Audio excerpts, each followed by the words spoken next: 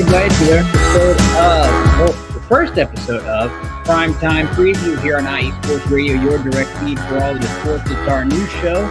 Get you set for the weekend in sports. Today here with you. Happy to start another new era here at IE Sports Radio. Thank you for tuning in today.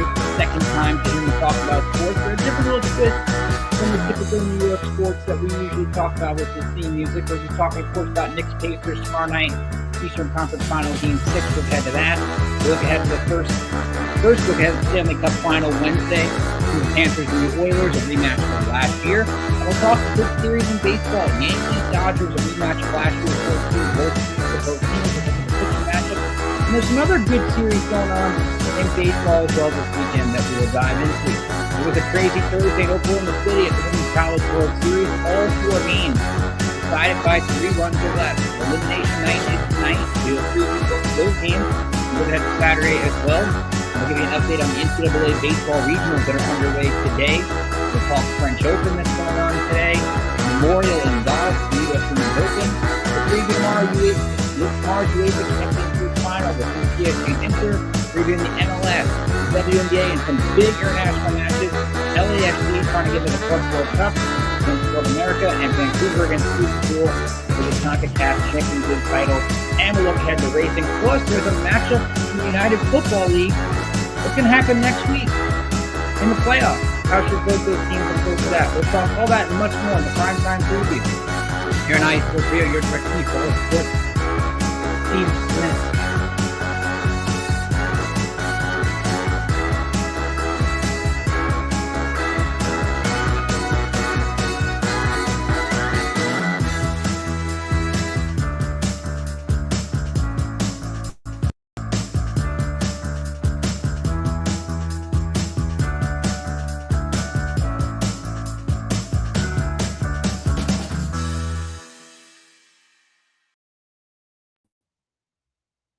And thank you once again for joining me here on the Primetime Preview on IE Sports Radio, your direct feed for all that is sports. Again, it's our brand new show. We got a brand new lineup each and every week that was debuted this week. The opening series with Adam Karnick aired on Monday. Defining Moment aired on Wednesday. You'll hear Angela and Fred's new show on next Tuesday, Jen's new show next Thursday, and then I will end the week by looking ahead to the weekend that is, because we like to talk about kind of the TV viewing that you get each and every weekend, and we're going to go across all the sports, give you a little bit of snippets of what to check out when you have the remote this weekend, or if you're on your phone, want to check out something while you're doing whatever you're doing, or your errands or your family events or something like that. Be sure to follow us on X, IG, Facebook, TikTok, and YouTube at IE Sports Radio. Be sure to like and subscribe. Get the latest notifications of what's going on with all of our shows. IESportsRadio.com will give you all the latest on the shows, as well as more info on the hosts, such as myself, and all of our insiders, which you will hear over the course of these shows. We have insiders in all different regions that we're going to get on throughout the course of the week. Larry had on Jess from Shin Pads and Shenanigans, also Taryn Rodriguez from Set Point, and Ralph Calise. You're going to hear right after this show, 7 o'clock, the Injury Report representing the great city of Pittsburgh. I want to remind you, of course, you can also follow me on X at Brigader555. You can follow Larry at the, with 2 E's, _LB53, and at IE Sports Radio. And please feel free to chime in the chat. What are you looking forward to watching in sports this weekend? Because everybody has a different, unique feel to how they watch some sports. Ralph is here. Of course, he's on after me. Let's go with the Primetime Preview. Thank you, Mr. Ralph. And Taryn Rodriguez is here as well. Thank you, Taryn, for wishing me luck on this awesome show. I'm happy to start this new endeavor. We wrapped up New York's Day of Sports earlier today, and now we begin another chapter. And of course, you'll see me still IESR_New York. I'll be tweeting throughout and giving some shorts as well on New York sports. But this is going to be a lot of what my main live show function is now. So any help I can get from all of you out there, I definitely do appreciate it. But let's start the NBA. Game 6 tomorrow night, Knicks and Pacers. That is an 8 p.m. Eastern tip on TNT. And when you look at this series right now, the Knicks did a great job yesterday, staving off elimination, 111-94 win over the Pacers. And the Knicks set the tone from the beginning of the game. Jalen Brunson was excellent in the first quarter, kind of was stable through the second half. He had 32 points, but a lot of that work was done early in the ball game, which you knew Jalen Brunson was going to show up. That was not a surprise to anybody out there.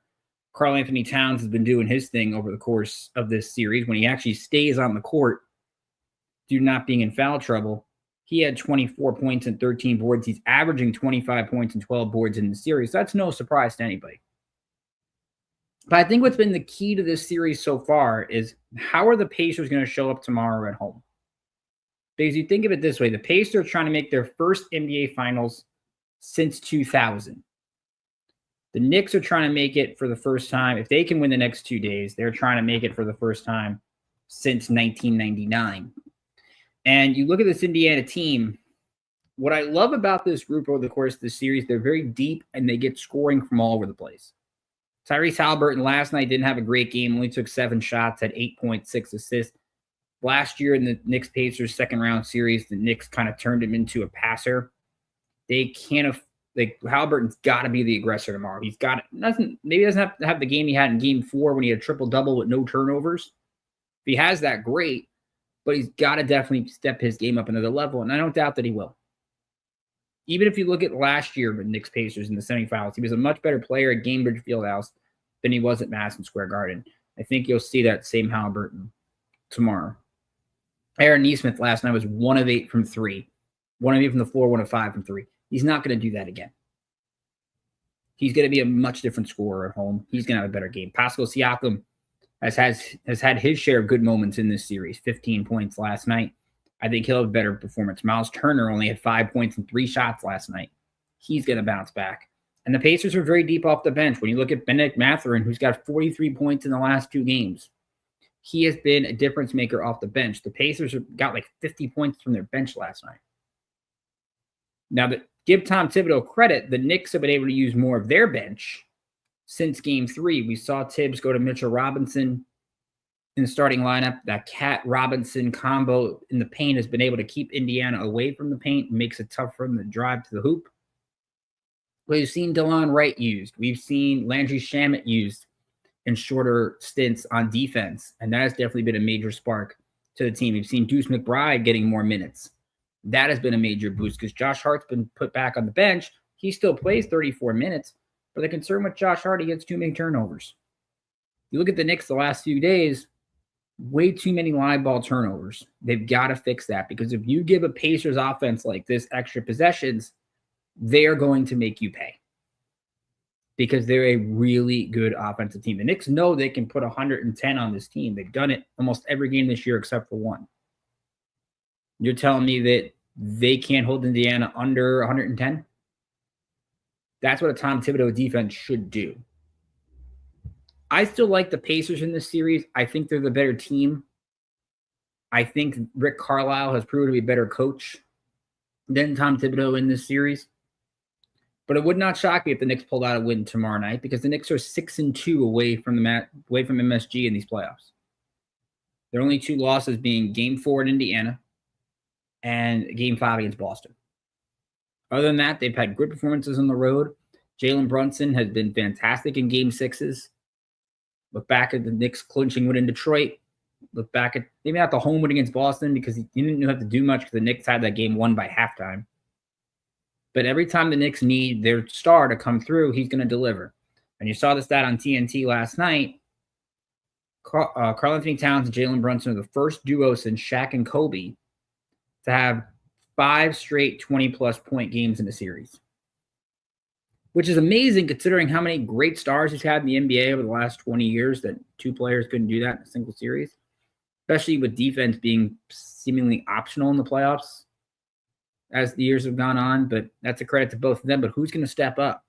We talked about earlier today on New York State of Sports how OG Anunoby and Mikal Bridges have been awful from 3-point range in the bulk of the games of the series. One of them, not both, I think one of them has to have a huge game in order for the Knicks to win on the road.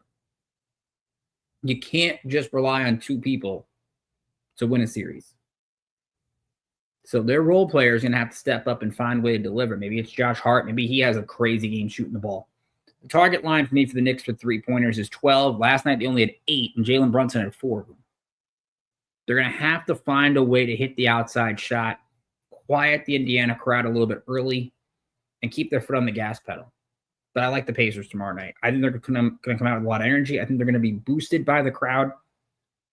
And the one thing you've seen with Indiana is they tend to respond after losses. You saw after game 3, they came out and scored 43 in the first quarter in game 4. I don't really think they'll do that again, but we've seen the Pacers have the ability to put 30, 40-point quarters up.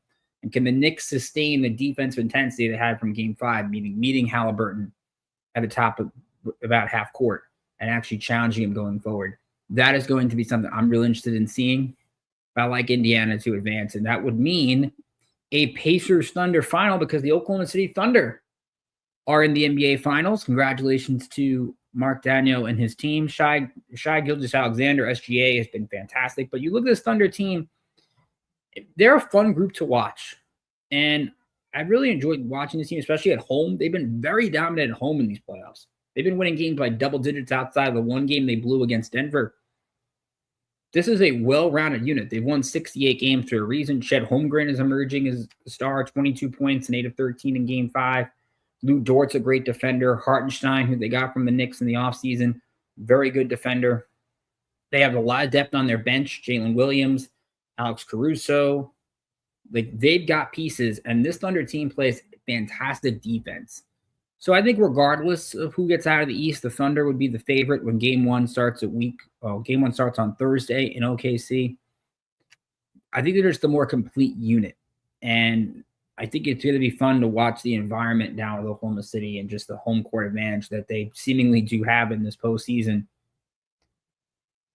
So keep an eye on that, but I think OKC is the team to beat there. Also, we have our Stanley Cup final. Now, that won't take place this weekend. It'll take place on Wednesday. Of course, Adam Karnick's got you covered in the opening series on Monday and the neutral zone on Tuesday night.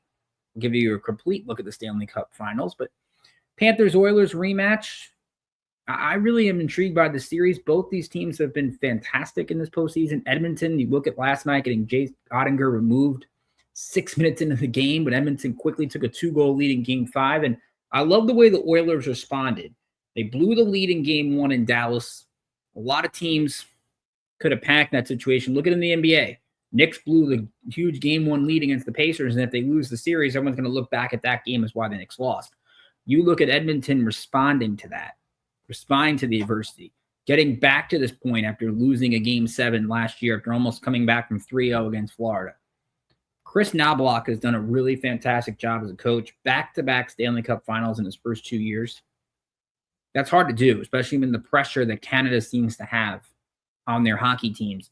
So Chris Knobloch deserves a lot of credit. Of course, you know about Connor McDavid. You know about Leon Draisaitl. You know about the playoff experience that Corey Perry has. The key is going to be Stuart Skinner in net. Can he stop enough shots? And can Edmonton get something against Bobrovsky? Because we know Florida's going to bring it. Florida did the same thing to Carolina. Dominated the first 2 games, lost game 4 at home up 3-0, but then went to Carolina and won game 5.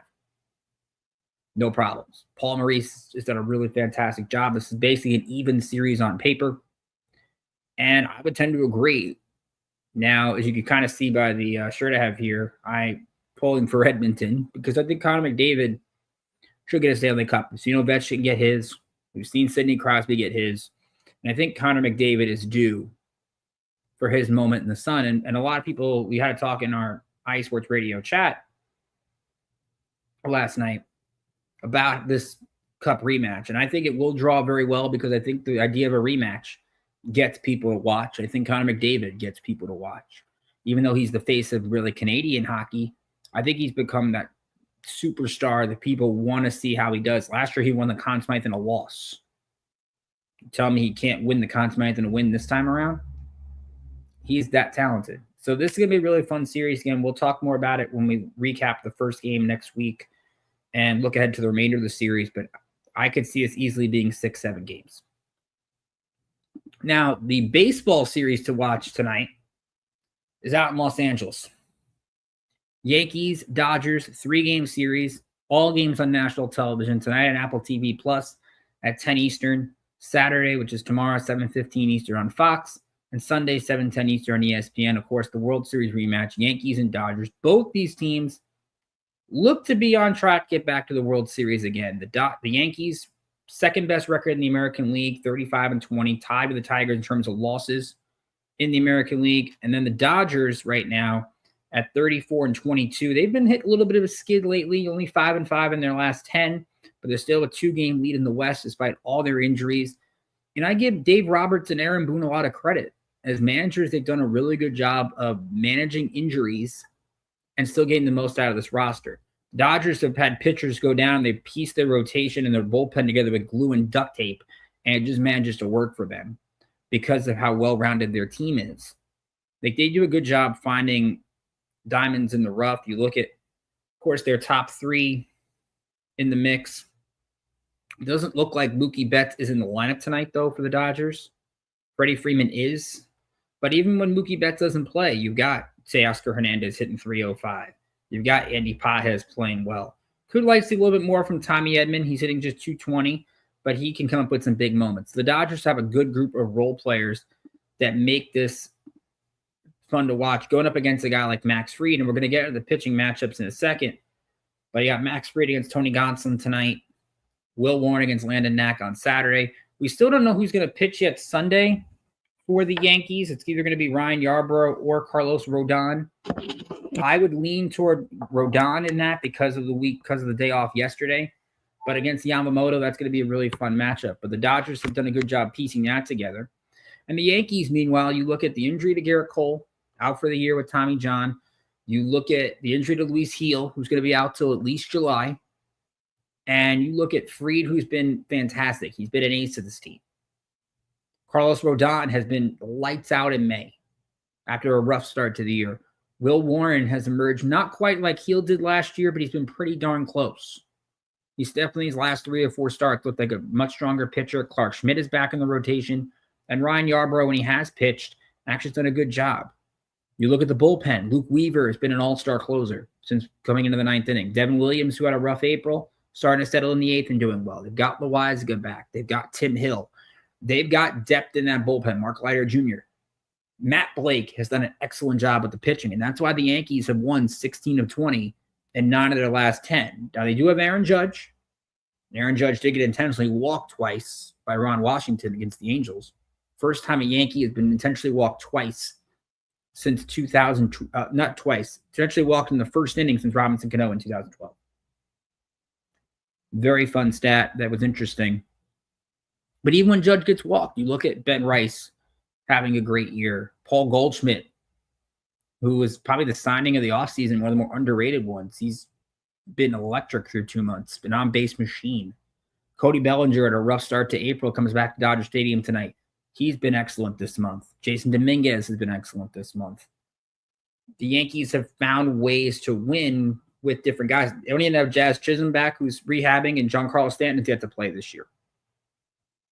But for the Yankees, the goal this weekend is redemption, not revenge. They're not going to get revenge on the Dodgers because the Dodgers have the World Series over their heads, and they're going to see videos of Game 5 and that defensive collapse that they had a year ago.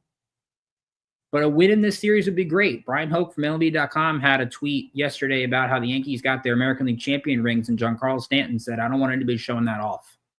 Put it away the second you get it, because it's not, we're striving for much more.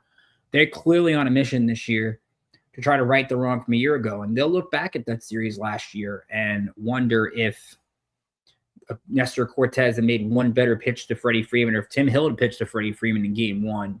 Or if they had won Game 5, would they have put the pressure on the Dodgers going back to LA in Game 6 after being down 3-0? All that's on the table. But the Yankees can't right the wrong. They can't worry about that. They've got to look at what's happening this week. And right now, I think they're the better team.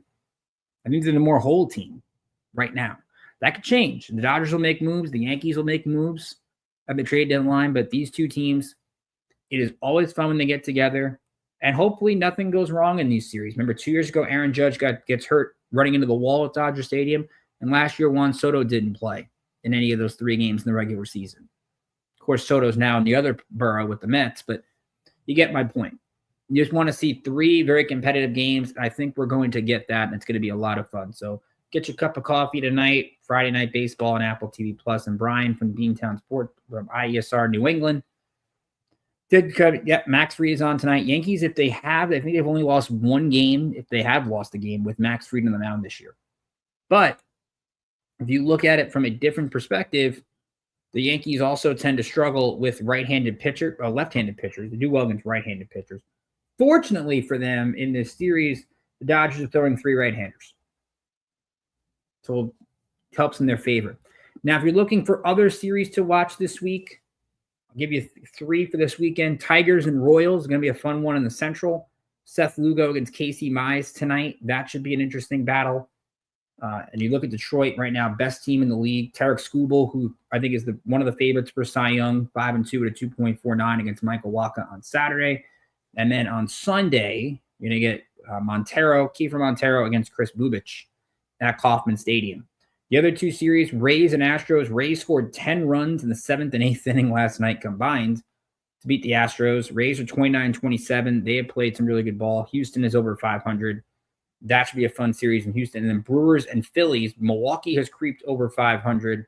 At the same time, though, there's 6 back in the Central. They'll take on the Phillies, who have won 8 of their last 10 and are 36-20. I tend to look at series to watch when usually 3 teams over 500. The other interesting one to Brian's team would be Red Sox and Braves in Atlanta.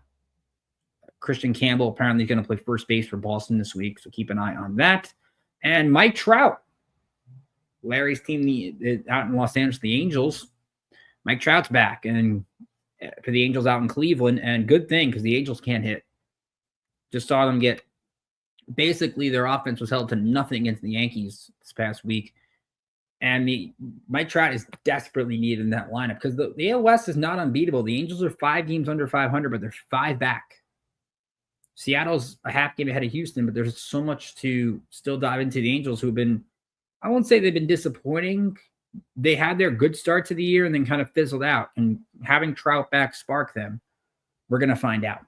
So we'll take our first break. We'll come back and we'll talk college sports, college softball, the Women's College World Series, and we will talk NCAA baseball regionals going on underway. We'll give you an update on that as well. Plus, we will talk some soccer and some of the great global matchups this weekend and what is a championship weekend across the board. You're listening to the Primetime Preview on IE Sports Radio, your direct feed for all this sports. We'll be right back after this.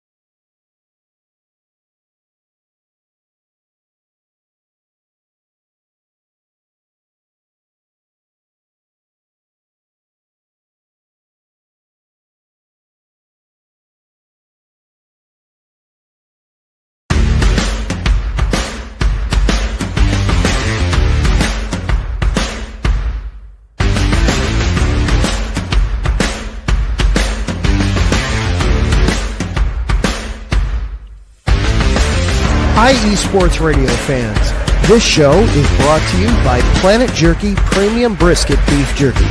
Planet Jerky is the official jerky of the 2022 California League champion Lake Elsinore Storm, Single A affiliate of the San Diego Padres.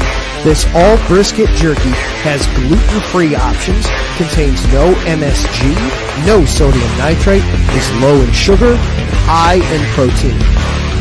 Go to their website at planetjerky.net and follow them on Instagram at Planet Jerky. Planet Jerky, the jerky that's on a whole other planet.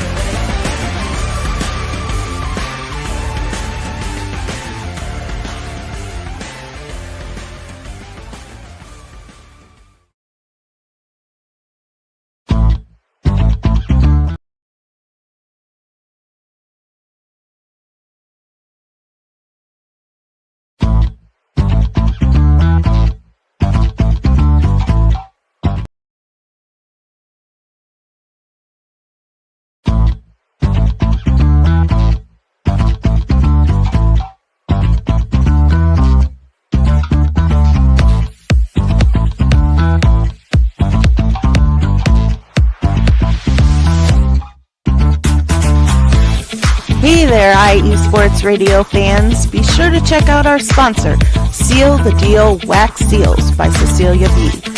You just finished your very own wedding or baby shower invitations and you're looking for that extra special touch? Maybe you just wrote a letter to a relative or a friend and you want to add to their smile when they receive it. Then seal the deal with Cecilia's handmade sealing wax stamps for your invitations, letters, and gifts. You bring the deal, we'll bring the seal. You can find them on Instagram at sealthedeal_wax stamps and on Facebook, Seal the Deal Wax Seals.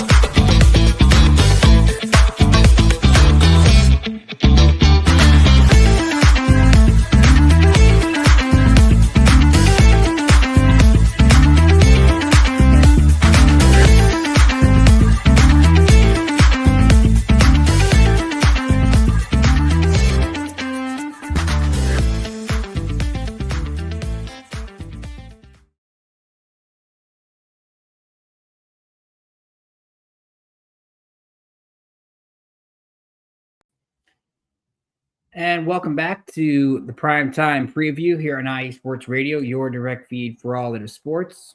K here with you once again as we get set to move over to the college sports. And we're going to talk some Women's College World Series, which of course going on in Oklahoma City. So while they're also celebrating the Thunder making it to the NBA Finals, they're also having the great opportunity of the College World Series. And it starts with a crazy Thursday in Oklahoma City. Yesterday was a fun opening day because you had four matchups, four really strong matchups, and all four games were decided by 3 runs or less.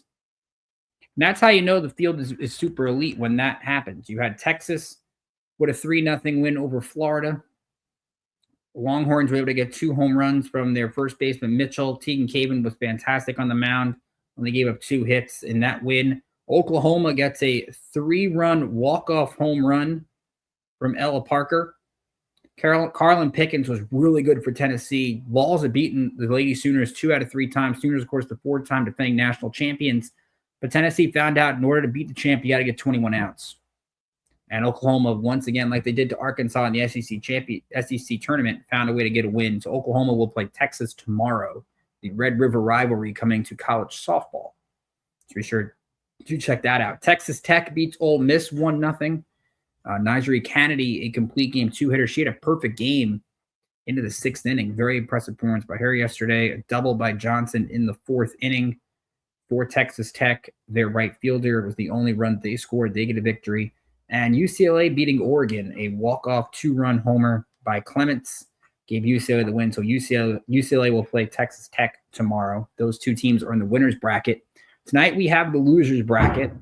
Losers go home. Winners advance on to Sunday. And 2 really good games led by Tennessee against Florida. We know this rivalry is great in football. Now it moves over to college softball. Both teams only had 16 losses in the regular season. The SEC was by far the best conference. And now you have these 2 teams going into each other. Florida more so known for their offense. Tennessee had good offense in the Supers against Nebraska, but it was Carlin Pickens on the mound that really got them to the College World Series.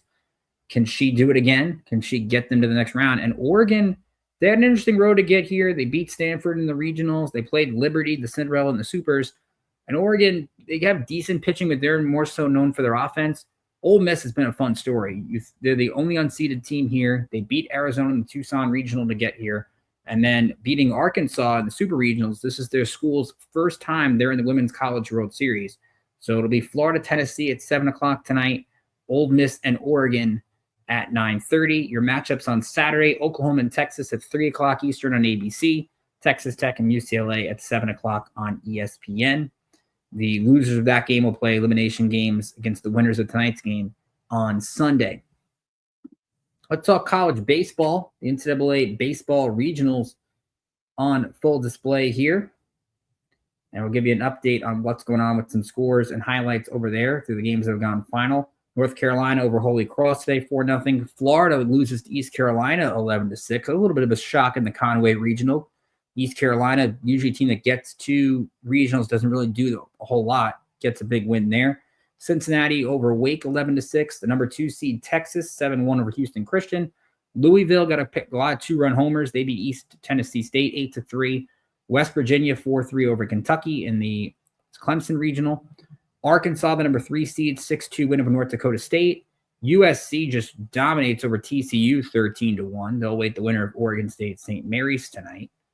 Games in progress right now. Number 1 Vanderbilt losing to Wright State 2-0. That came underway in the second. Stetson over NC State 8-0 right now, bottom of the 7th. That's a nice surprise. The Hatters putting on a good performance there. Arizona, a 3-2 lead over Cal Poly in Eugene, the bottom of the 8th. Georgia Tech 6-1 over Western Kentucky in the bottom of the 7th. The 15th seed UCLA leads Fresno State 6-2 in the 7th. Miami up 5-3 on Alabama out in Hattiesburg in the bottom of the 9th. Georgia with a 17-2 lead over Binghamton. That game is in the 8th. And Florida State, the number 9 seed. Georgia's the 7th seed. Florida State, the 9 seed, up 5-2 on Bethune-Cookman. That game is in the 4th. National seeds in progress tonight. Number 4, Auburn against Central Connecticut. Number 13, Coastal Carolina against Fairfield. Number 14, Tennessee against Miami of Ohio. Number 11, Clemson against USC Upstate. Number 8, Oregon State against St. Mary's, like we mentioned. Number 10, Ole Miss against Murray State. And number 12, Oregon against Utah Valley. A couple key matchups I like that are kind of off the radar here in terms of unseeded teams. Mississippi State against Northeastern is a really fun matchup. We talked about Northeastern on the Bullpen Bulletin a couple weeks ago. This is a team that's won 26 in a row. They had 3 of the top 5 in their conference in ERA on the mound, so Northeastern has got really good pitching. They could pull a little bit of a surprise here, so keep an eye on that matchup tonight. That is at 7:30 on ESPN+. And I kind of like the matchup between Creighton and Kansas out in Fayetteville. Kansas has a pretty sneaky good offense. They had a historic performance earlier in the year against Minnesota. That could be a fun clash of styles in Fayetteville, 8 o'clock on ESPN+. So a couple of non-seeded matchups to keep an eye on. Let's take a look at MLS. Of course, NWSL gets the weekend off with some of the international competition, so your MLS matchup's going to be some fun ones this week. And my favorite one of the weekend is Sunday. That's a standalone game. It's Seattle against Minnesota. Seattle and Minnesota are 2 of the top 4 teams in the West. Seattle just got Jesus Ferrara back in the starting lineup, and he has been a big key to this team's success. And you look at Minnesota as well. They are right there in the mix in Major League Soccer. So that is going to be a real fun one. You look at the table right now, as I bring it up, Seattle is 4th in the West. Minnesota is 3rd. You also have a fun matchup between Miami and Columbus, 2 of the top 6 in the East. Columbus is 4th. Miami is 6th. Remember, Miami is getting set for Club World Cup, which starts in a couple of weeks. So can Messi and Suarez get that momentum going into that international competition, which we won't see a lot of MLS during that time. But that should be a fun one. In terms of international events, LAFC against Club America. That is Saturday night at 10:30 on DAZN. And why this is big, if LAFC wins, they get an extra $10 million. CONCACAF gives their teams basically that amount to getting into the Club World Cup. So keep an eye on LAFC. That should be a really fun matchup in Los Angeles and a right to go to that esteemed competition. And here in New York, where I am, we're going to actually have some games at MetLife. So that's going to be pretty cool to see that competition here in the United States. For the CONCACAF title, the Champions League, we saw Gotham win the Women's Champions League last week. It is Vancouver, the Whitecaps against Cruz Azul. Vancouver has been really good leading up to this tournament. They had the big semifinals upset over Messi and Inter Miami. Cruz Azul, though, is a team that is Angel Sepulveda has done a really good job in competition leading up to this event. You usually see teams from Mexico win, as Larry B was talking about earlier this week. But I would keep an eye on the Whitecaps. It's been a really nice, surprising run for them, and I would not be shocked to see an upset.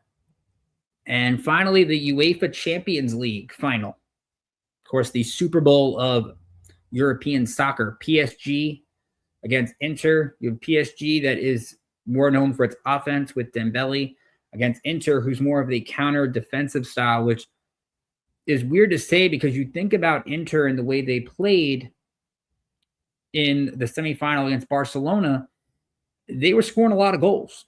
Now, that could be a lot because Barcelona's defense wasn't there. But at the same time, this is a group that can rise to the occasion. When you upset a big team like Barcelona on an international stage, that is a big, big opportunity for them. So something to keep an eye on when you look at that matchup. So that should be an absolute fun one to monitor tonight. Well, tomorrow, actually, in that event. So PSG and Inter for the UEFA Champions League Championship, LAFC Club America for FIFA World Cup, and Vancouver against Cruz Azul for CONCACAF Champions League. Now let's get to the WNBA.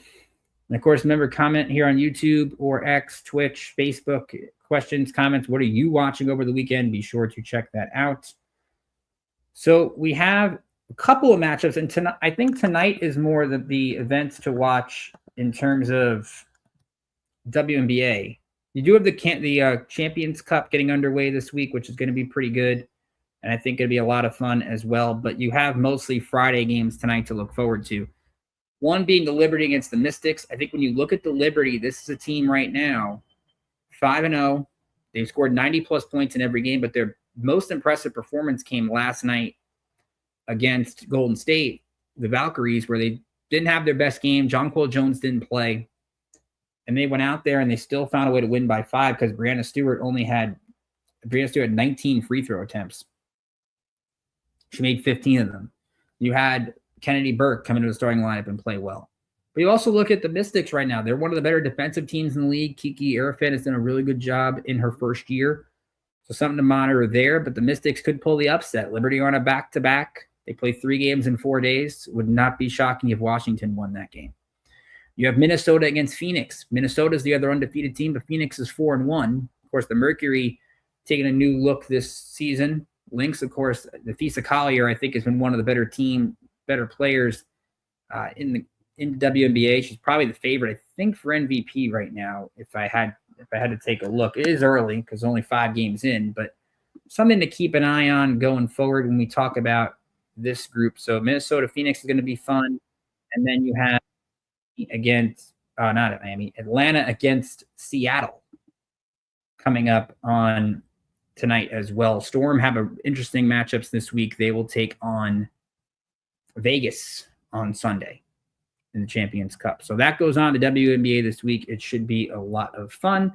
I think the Liberty and Lynx right now are your 2 favorites. It would not shock me if somebody else ended up coming out of that, but I think right now that is where we stand in terms of those teams in this league, because I think it's been a really wide open one. I think the other one Saturday it's going to be fun is the Wings against the Sky, just because you get Paige Beckers against the Angel Reese. It's always good young matchup there. Of course, we wait to see when Caitlin Clark comes back.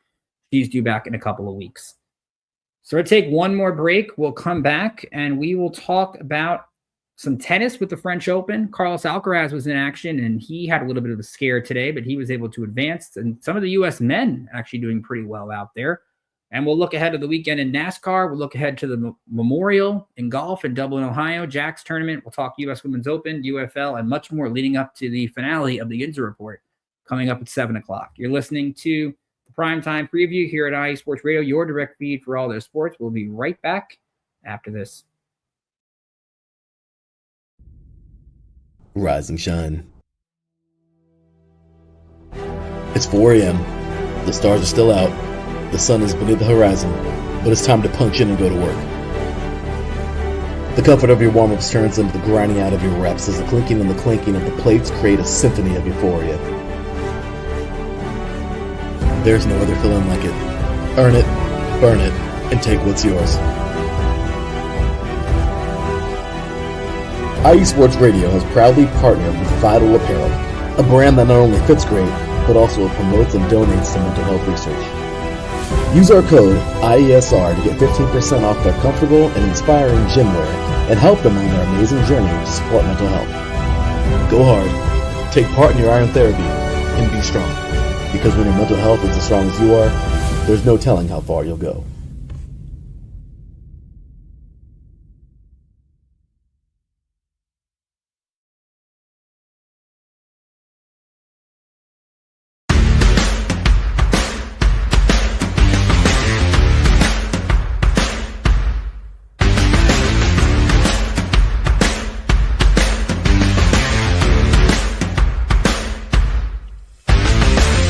Hi, esports radio fans.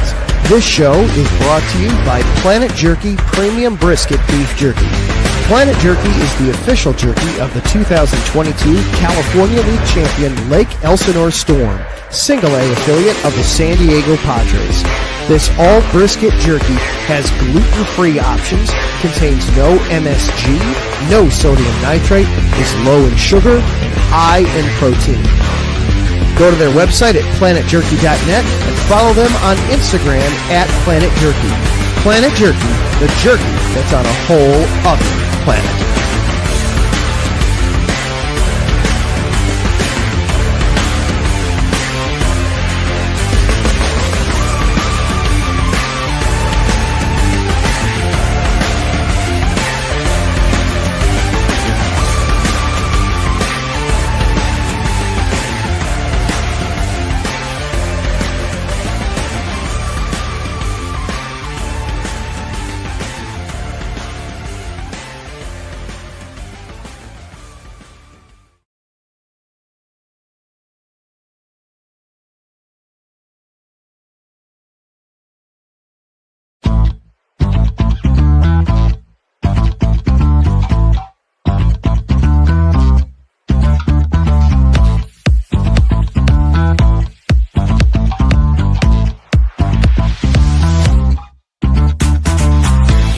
Hey there, Esports Radio fans. Be sure to check out our sponsor, Seal the Deal Wax Seals by Cecilia B.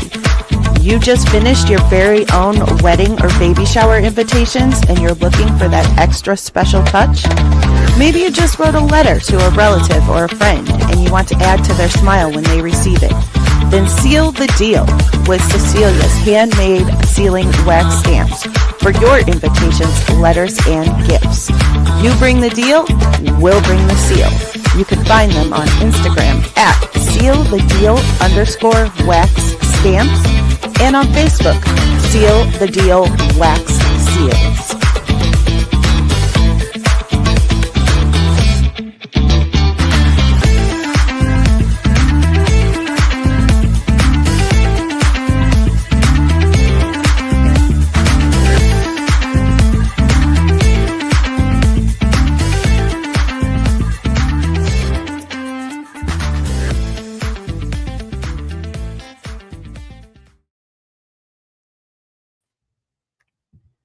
Welcome back to Primetime Preview on IE Sports Radio, your direct feed for all the sports. Ricky K back with you once again as we get set to wrap up this first episode and we talk about the French Open, which of course is the second major of the year, Roland Garros. Not the most popular major. I think to me, I'm more of a U.S. Open Wimbledon guy, but the French Open, of course, I'm a big Rafael Nadal fan. He ruled clay for years. Of course, he's no longer here at this point, retiring from the sport, but still a lot of good things going on. We start with the women's draw, and then Aryna Sabalenka, the one seed that looks really good in this tournament. She's going to take on Amanda Anisimova, the American, on Sunday. That should be a fun match. Anisimova is one of those players that's kind of come under the radar and really made an impact there. Iga Swiatek, she always seems to win the French Open. She's still in the draw. She'll take on Elena Rybakina. In the fourth round, Jasmine Paolini, the Italian, she'll play Elena Svitolina, and Samsonova against Zhang in the fourth round so far. Your third round matchups for tomorrow, Jessie Pegula is still in, the 3 seed. And a good battle of Americans tomorrow morning. Madison Keys against Sophia Kenin, two players that have each won majors. Of course, the Americans are not really known for their great play on clay, but Keys against Kenin should be a really fun matchup. Coco Gauff, the number 2 seed, will be in action as well in the mornings. Be sure to check that out. On the men's side, we had some really good results today. It was a battle of American men. Francis Tiafoe against Seb Korda. Tiafoe won in straight sets, 7-6, 6-3, 6-4. So he advances to play Altmaier in the fourth round. That should be a really interesting matchup going forward because Tiafoe has a chance to really make an impact at this major. Ben Shelton, who hadn't played in a few days due to a walkover, he is into the fourth round. He will play Carlos Alcaraz in that matchup. In the fourth round, Alcaraz had looked to be a straight set win, ended up having to win in 4 sets. So that's actually pretty good. And Tommy Paul had a tough matchup with Karen Khachanov. Paul won in 5 sets, 6-3 in the fifth. He'll play Alexis Popyrin in the fourth round, the Australian. Lorenzo Musetti, the Italian, will play Holger Rune from Denmark. That'll be in the 4th round as well. Andre Rublev is also in via walkover. He will play probably Yannick Sinner in the 4th round. Sinner's the 1 seed in this event. Matchups tomorrow to watch. Alexander Zverev is in a 3rd round matchup tomorrow.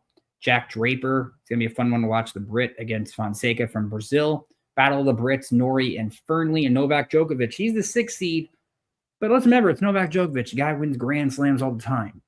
I'm not going to be shocked if he ends up being in the final and we get something like a Djokovic Alcaraz or Sinner Alcaraz. But it's really good to see that you have Tiafoe, Paul, and Shelton, 3 American men, in the 4th round of a clay major. That's not something you see very often. I think with the big 4, Federer, Nadal, Murray, and Djokovic now dwindling down, you might get more American men in these kind of stages. So something to keep in mind going forward with the French Open, but that is in action this week. And TNT's done actually a pretty good job with the broadcast. When you consider Brian Anderson, who always does a great job, the McEnroes are still on it, and I think they've really done a good job picking up on that without a hitch. So French Open in action this weekend.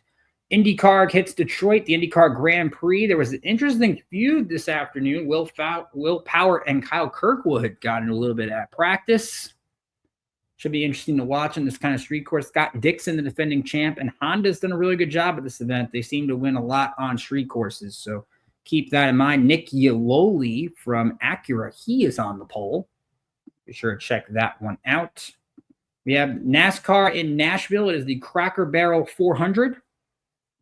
That will take place on Sunday. Denny Hamlin usually fares well in Nashville. Kyle Larson is another one of those race car drivers, one of the odds-on favorites for this event. So that'll take place on Sunday night. And we also have the Formula One Spanish Grand Prix. Oscar Piastri and Lando Norris. Norris, of course, did well last week in Monaco. So that will take place this week. Of course, Max Verstappen's always in it. But to rarely see Verstappen be 3rd on the odds-on list to win one of these events. But you never know. He always seems to come out of nowhere and win. And then you have the NHRA New England Nationals this weekend. So a full weekend of racing. So if racing's your thing, be sure to check that out. Let's get into golf. It's maybe a little bit interesting. A couple big events in golf going on this week. Let's start with the PGA Tour out in Ohio. And Nick Taylor, he had a good round today, 4 under par. He is tied for the lead with Ben Griffin. Ben Griffin had a big win last week. Beat a field that did include Scotty Scheffler, and he's had a couple of wins already this year. Those two are tied for the lead. Akshay Bhatia is 5 under, 2 shots back, and Scotty Scheffler, he's always in the mix, 3 shots back in this tournament. Sam Burns, who shot 7 under today, is just 4 back, along with Jordan Spieth and Shane Lowry. So a very competitive field. Of course, we're only a couple weeks away from the U.S. Open, the 3rd major of the year, after we just saw Scotty Scheffler do well at the PGA. So definitely a good mix there. And then the women have a major going on is the U.S. Women's Open at Erin Hills. Saigo from Japan, she shot 666 today. So she has a 2-shot lead currently over 2 players, Shibuno from Japan and Stark from Sweden. Nelly Korda, who's one of the best players in the world from the U.S., she shot a 67 this morning, 5 under par. She is just 3 shots back, and every time Nelly Korda is in the mix, she has got an opportunity to win. Be sure to keep that in mind this week. Takeda is 3 back. Lim Kim from Korea, she is 3 shots back, and Sagstrom is 5 shots off the pace. She's one of those players that could maybe make a run, but we've had a lot of the top players tend to struggle in this tournament. What's the U.S. Open?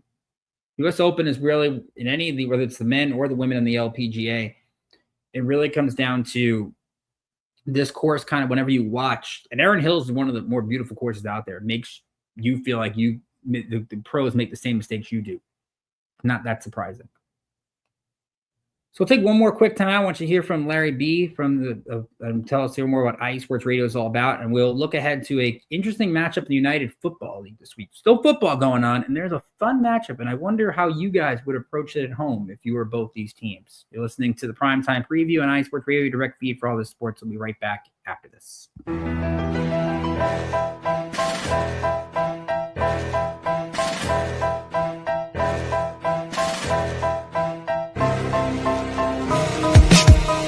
For the last 10 years, IE Sports Radio has been bringing you amazing content ranging from interviewing legendary athletes, coaches, and other authorized media personnel to building tailor-made shows dedicated to all major sports cities around the country. Make sure to follow us at IE Sports Radio on X, Instagram, Facebook, TikTok, and YouTube to keep up with the latest in sports and with all of our shows. Also, make sure to check out our daily updated website at iesportsradio.com. At iesportsradio.com, you can see our daily show schedule and check out all of our show pages with personal bios to learn a little bit more about each of our awesome hosts. In addition to our show pages, you can catch the IE Sports Radio blog, Hall of Fame, Fans of the Month page, and our merchandise shop, including t-shirts, tank tops, caps, long sleeves, hoodies, and more. For now over a decade here at IE Sports Radio, we've continued to be by the fans, for the fans, and we thank you all for your support and for making IE Sports Radio your direct feed for all that is sports.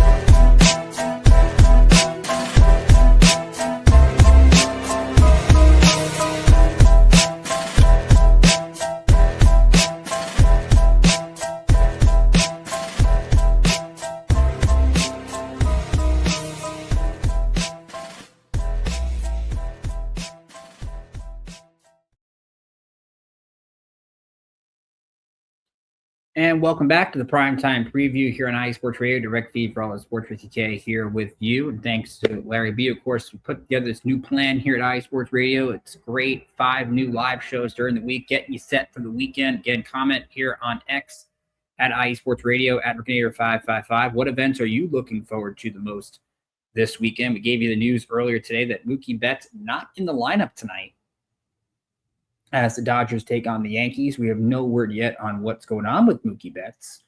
Hopefully we'll figure out over the course of these next few minutes. If not, we'll keep you updated, of course, and you can follow me at IESR_New York as well for more updates on tonight's series. But let us talk about the United Football League. And, of course, there's the conference championships next week.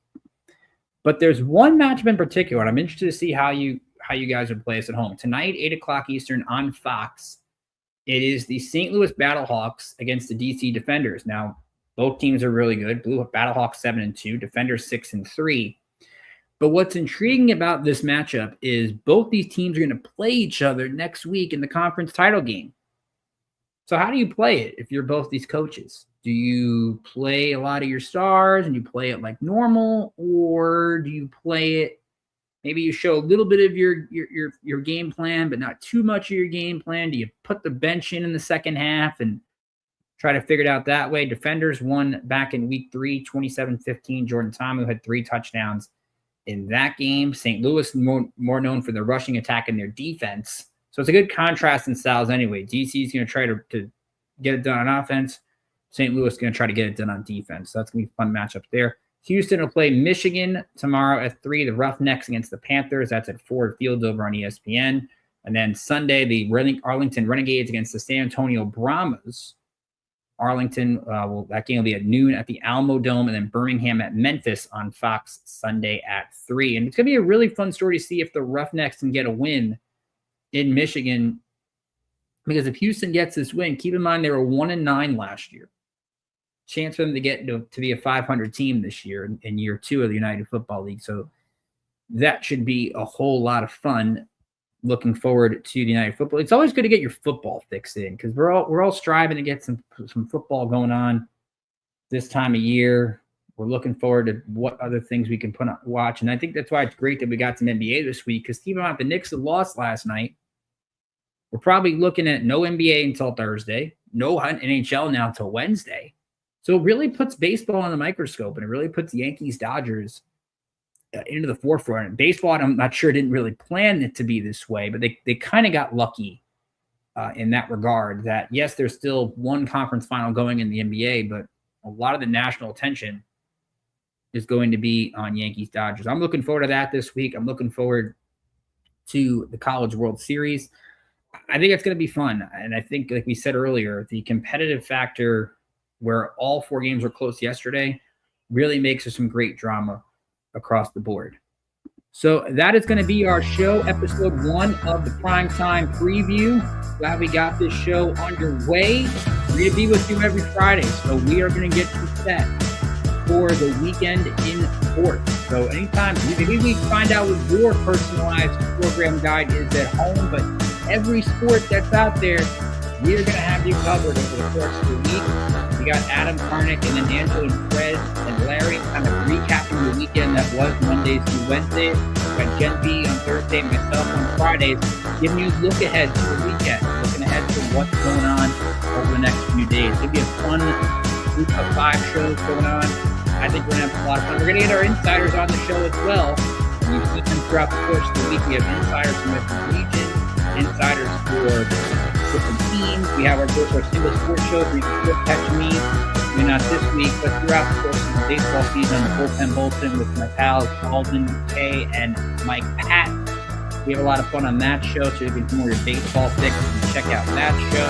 This week we have Tara Rodriguez from Set Point and Ralph Sleep. You're going to hear coming up in just a few minutes on the Injury Report at 7 p.m. Eastern. They were on with Larry and had some fun there, and of course Larry won it. And then your Adam preview the Stanley Cup playoffs. Stanley Cup final Tuesday on the neutral zone. So we got Yankees, Dodgers, Knicks, Pacers. We got the great primary golf event this week. NCAA College World Series, NCAA baseball tournament underway. So next week we'll look ahead to Cooper. We'll have already the College World Series in the book by then, but we'll talk about that as well. And of course we'll look ahead to the championship in the French Open. Thanks to all those who are tuning in this week. For Larry B and to all of our IE Sports Radio team, I'm Ricky K, saying have a great weekend. Enjoy this great weather as we head into June. See you back here next week.